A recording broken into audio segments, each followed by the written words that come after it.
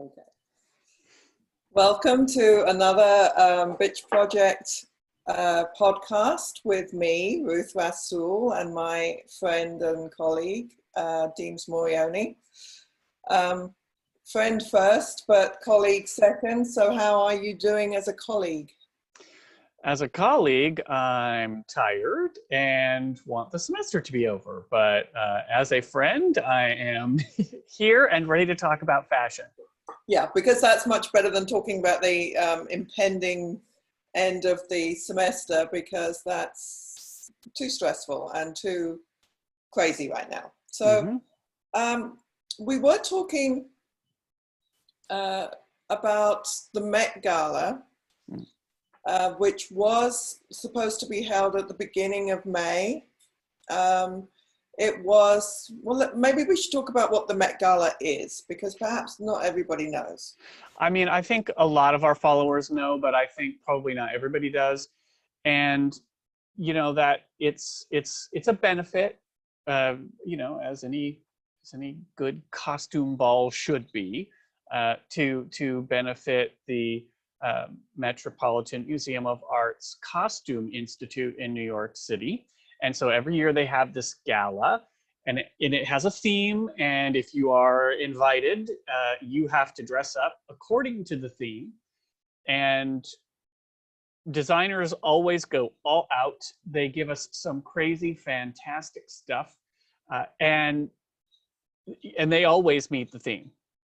And I remember last year we were talking a lot about the grand entrances of Billy Porter and Lady Gaga. You know, I would say Billy Porter would have had it, except for Gaga did 5 costume changes. Yeah. I mean, and Brandon Maxwell was there with her. And we were looking forward to more of that with this year's theme. And there's a lot of irony in the theme being time. Because it was the 150th anniversary of the Met, and it was, I think Anna Wintour's been doing this. She was celebrating a significant anniversary as the chair of the committee that was organizing the gala. It's got a long history. It's a social event. It's the Oscars of fashion, as they like to say. Mm-hmm. But this idea of time, which we've been talking about for a while, it's kind of ironic that they had to stop time. We can't talk about this without doing puns. I'm sorry. On your behalf, I'm sorry. But they had this idea of talking about time and how it's connected with fashion, and how fashion sometimes goes back in time. We've been talking about that a lot in the runway shows. We're seeing a lot of retro fashion. And they were going to use one of my favorites, Virginia Woolf, as the ghost narrator, because they were talking about her novel, Orlando, and how, if you haven't read Orlando, it's this idea of gender fluidity. It's a very modern novel in a lot of ways, even though it was written early part of the 20th century. That's the modern period. It's modern, yes, it's modernist, but it's very current, I should say. And this idea of the character Orlando being male and female, and it not really mattering too much about, you know, whether the character is male or female in one incarnation or another. And Virginia Woolf was talking a lot about female voices and the female writers' voices especially. So it would have been really interesting. And it was mainly based on the 1992 movie of Orlando. Yes, if you so just really want to see Billy Zane with a perm. No, not really, but we always want to see Tilda Swinton. Well, yes, Tilda Swinton. And she embodies Orlando, because she has they have that androgyny where... and she's really good at that. Yeah, where gender is not relevant. And yet it highlights the fact that gender is relevant because it's all about how society treats you and perceives you based on what they perceive your gender to be. And there's a great quote in there, in the novel. Vain trifles as they seem, clothes have, they say, more important offices than to merely keep us warm. They change our view of the world and the world's view of us. I So, mean, that's so true. That harkens back to the very first sentence I ever learned in Latin. Vestis virum reddit. The clothes make the man. clothes make the man, or make the woman in this case. Yes, but then you And I would have can. loved to have seen how the designers were going to approach that theme and how they were going to, were they going to make timeless pieces? Were they going to manipulate time? Were they going to combine different moments in fashion to come up with a new look? It would have been a really spectacular show, as the Met Gala always is. Yeah, So I like I like the theme because it also harkens back to one of the really solid pieces from Nietzsche about why do certain kinds of activities that the human race engages in, why do you see them over and over? Of course, he's talking about punishment, and his determination is that you can't actually say why we still have punishment, but he says that fashion is pain. but he says that there are, in any kind of important social formation like that, there are always two aspects. There's the enduring aspect and the fluid aspect. And the enduring aspect for Nietzsche is the human race holds on to something. It's because you're into the drama of it. And if you are, and the fluid aspect of this would be the meaning of it, because meanings change.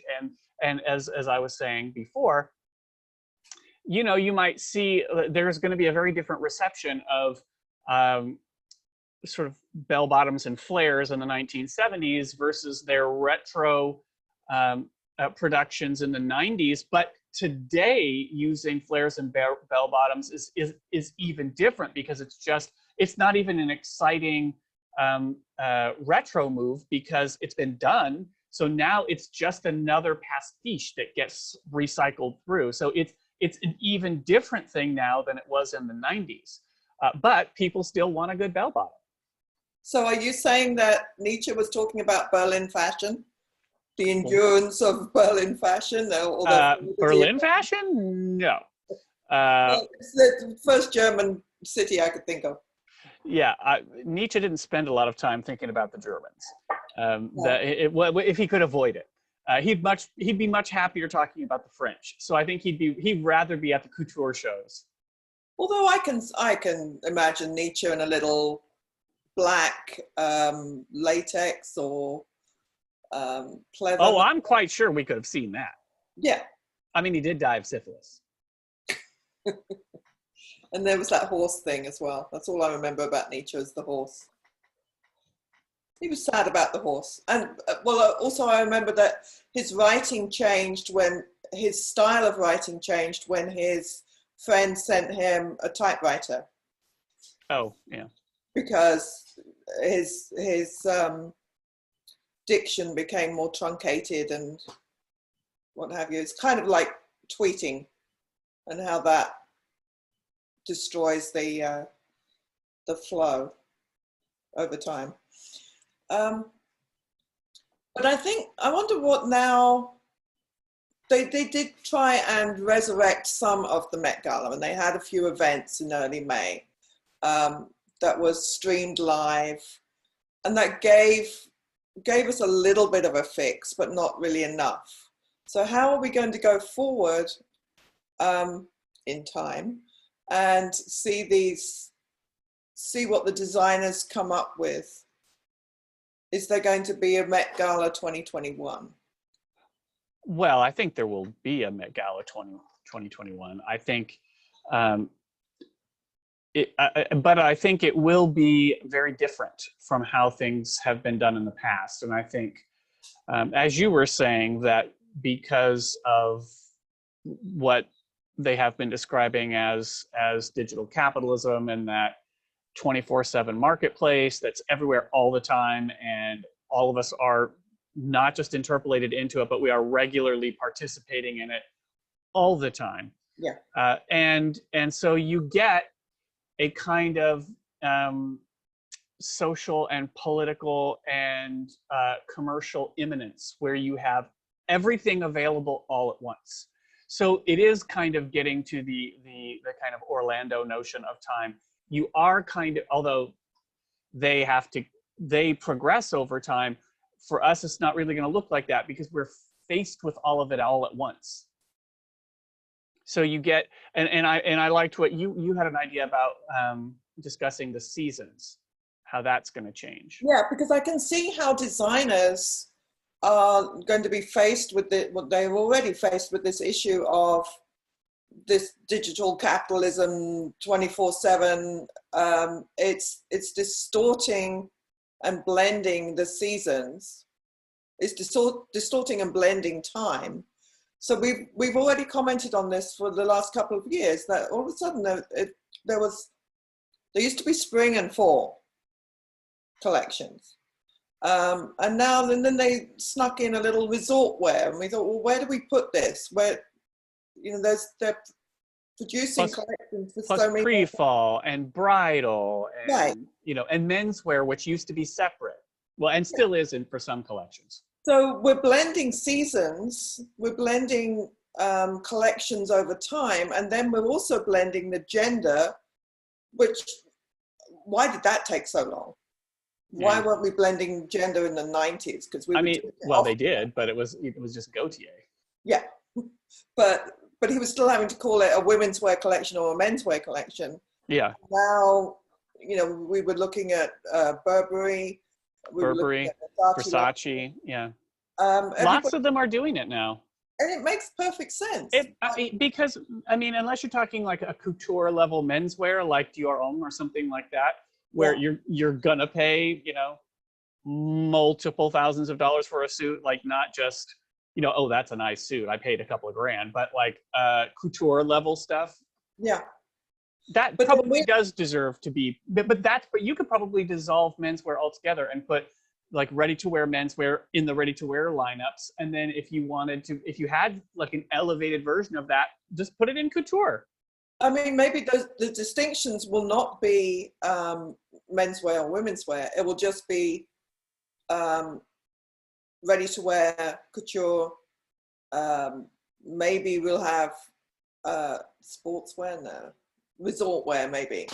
But I'm not sure I even understand the necessity of resort, because with climate change, what does resort wear look like now? No one's going anywhere, so.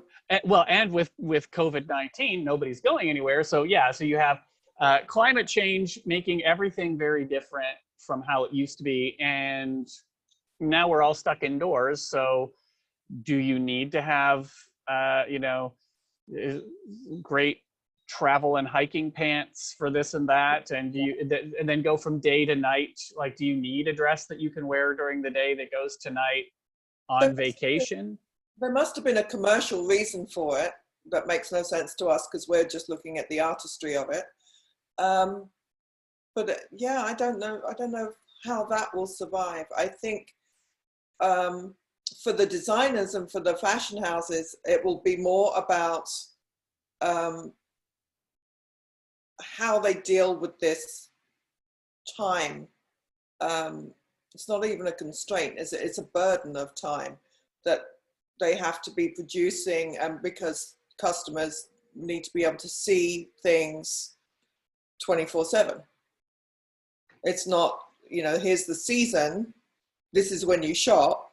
People have a demand all year long. So that now designers are dealing with that. When we've seen how they're going to deal with runway shows.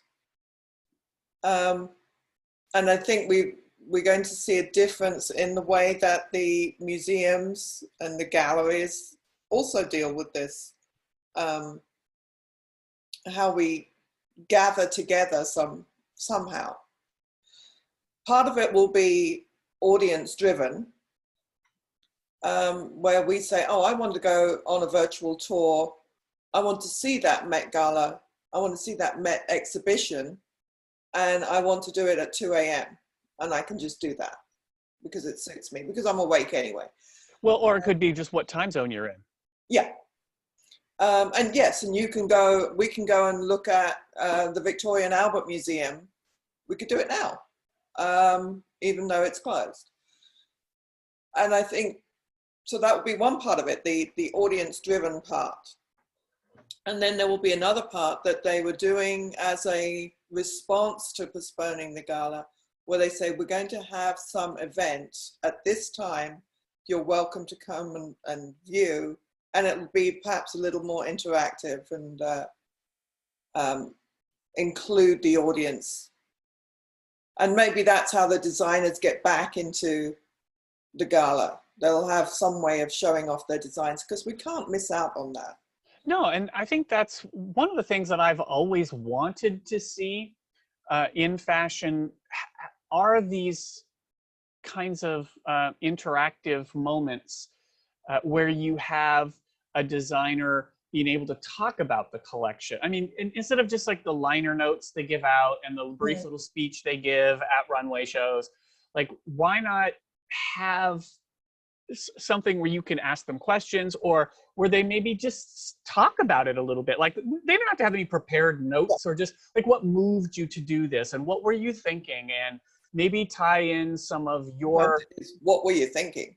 well, sometimes, but I mean, it's kind of this, it sounds like a lot what's going on with London Fashion Week and how they're planning that, and I think that's a good model to use, where they've I mean, I wrote a post on that where it really does look like what they're going to do is they're going to have these Q&A sessions with designers, and they'll be at all hours of the day and night. But what I hope is that it doesn't end up, they don't do what the Met did this year, where it's like they live stream it and then it goes away. No, bank that so that you can go back and, like, maybe, you know, I'm busy at the time when they're live streaming and Vivienne Westwood has something interesting to say and I want to hear her, but I can't attend that session, so I can't hear her. But maybe if you banked it somewhere, left it on a YouTube channel, then I could go back, oh, London Fashion Week YouTube channel, oh, Vivienne Westwood. So then I might go in and listen to what she has to say.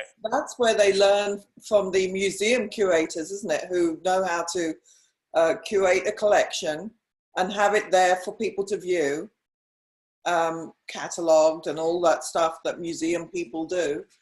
And it's recorded in time.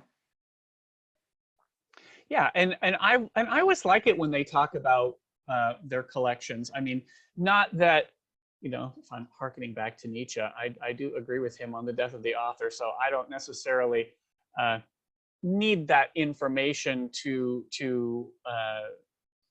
figure out what the collection says to me. But I like hearing them discuss what it means to them. I'd like to have the author there. I do need the author.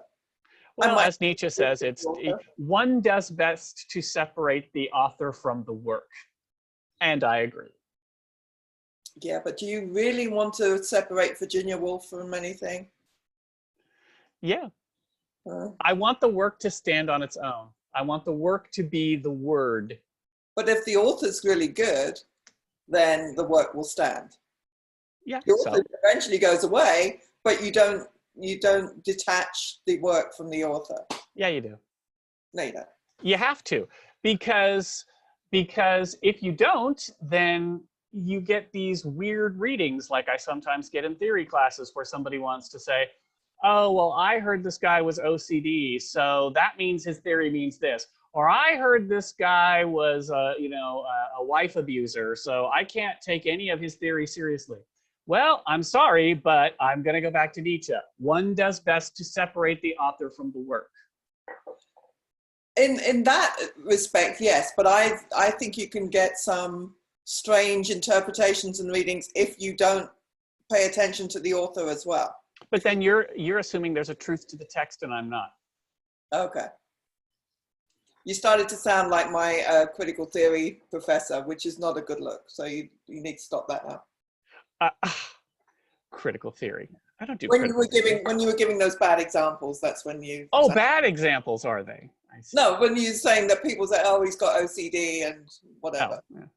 and that thing with the horse. Yes, I do believe you should be able to separate the artist and the work. You can appreciate the work even if you don't appreciate the artist. If you know too much about the artist's personal life, then that's not necessary for you to appreciate the work. But I think you will miss something if you just ignore the artist. Because you can't give up the truth of the text. I can. Well, that's why truth I'm in humanities and you're not.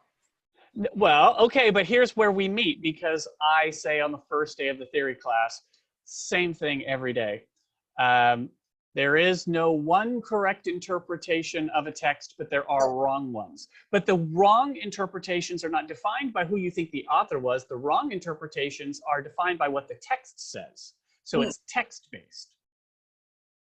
Yes, I'm just thinking about some of my students' responses now, and I'm thinking, oh, where did you get that idea? I've been thinking that as I've been grading all day. I've been thinking of that all day long. Like, I know I didn't say that in class. I know what your book says, and it doesn't say that. So where on earth did you find that? I always tell them that you can say what you like, providing you can back it up. But then maybe you need to pull back on that. Now, I think we need to find a way to say something different, because because then they think they have backed it up. Yeah.